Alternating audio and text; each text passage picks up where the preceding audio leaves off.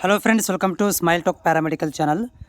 ಕೆಇ ವತಿಯಿಂದ ಈ ವರ್ಷದ 2024ನೇ ಸಾಲಿನ ಮೊದಲನೇ ಸುತ್ತಿನ BSc ನರ್ಸಿಂಗ್ ಕೌನ್ಸ್ಲಿಂಗ್ ರಿಸಲ್ಟನ್ನು ಅನೌನ್ಸ್ಮೆಂಟ್ ಮಾಡಿದೆ.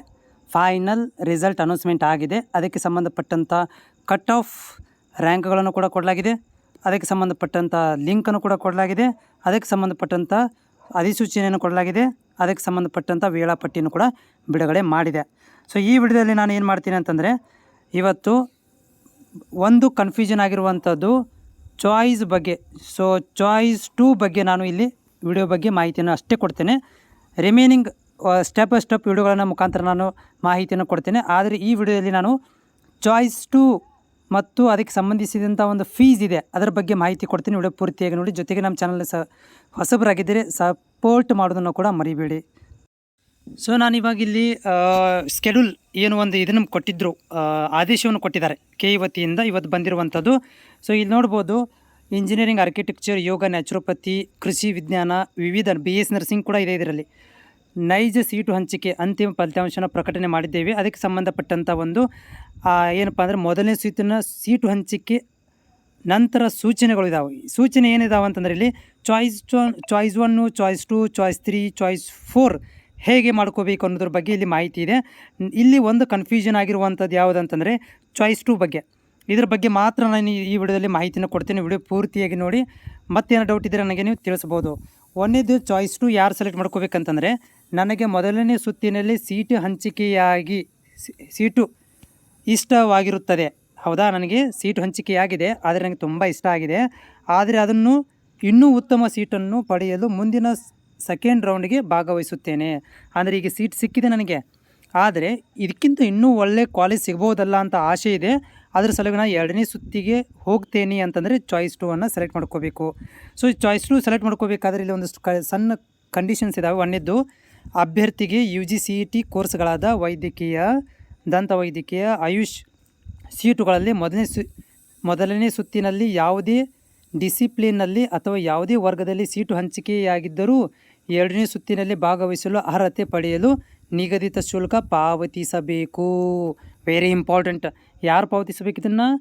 ಯಾರು ವೈದ್ಯಕೀಯ, ದಂತವೈದ್ಯಕ, ಆಯುಷ್ ಸೀಟುಗಳಿಗೆ ಹೋಗ್ತಾ ಇದ್ದಾರೆ ಅವರುಗಳು ಡಿಸಿಪ್ಲಿನ್ ಫೀಸನ್ನು ಪಾವತಿಸಬೇಕಾಗತ್ತೆ.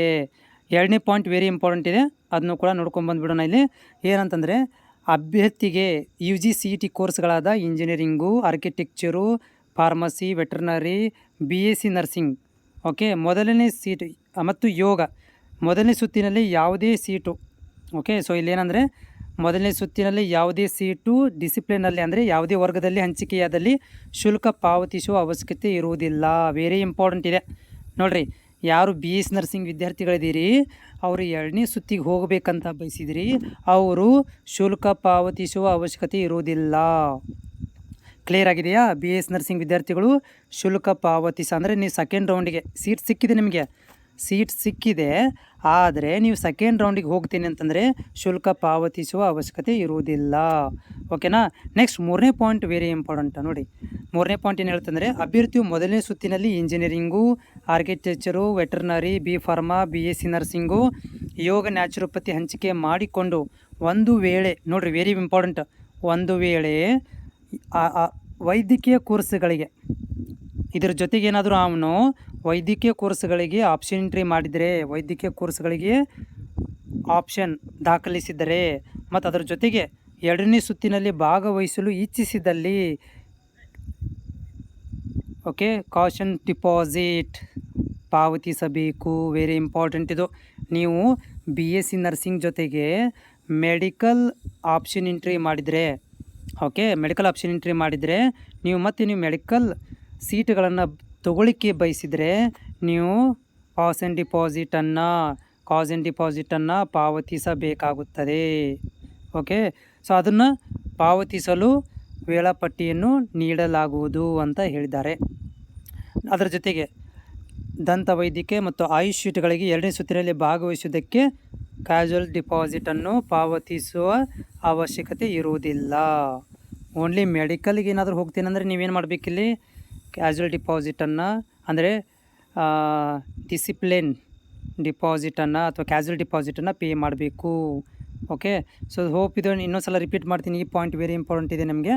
ಏನಂದರೆ ನೀವು BSc ನರ್ಸಿಂಗ್ ಜೊತೆಗೆ ಓಕೆ ಈ ಮೆಡಿಕಲ್ ಕೋರ್ಸ್ಗಳಿಗೆ ಆಪ್ಷನ್ ಮಾಡಿದರೆ 2ನೇ ಸುತ್ತಿನಲ್ಲಿ ಭಾಗವಹಿಸಲು ಇಚ್ಛಿಸಿದರೆ ನೀವೇನು ಮಾಡ್ಬೋದು, ಕಾಷನ್ ಡಿಪಾಸಿಟನ್ನು ಪೇ ಮಾಡಬೇಕು. ಹೋಪ್ ಇದು ನಿಮಗೆ ಕ್ಲಿಯರಿಫೈ ಆಗಿದೆ ಅಂತ ಅಂದ್ಕೊಂಡಿದ್ದೇನೆ.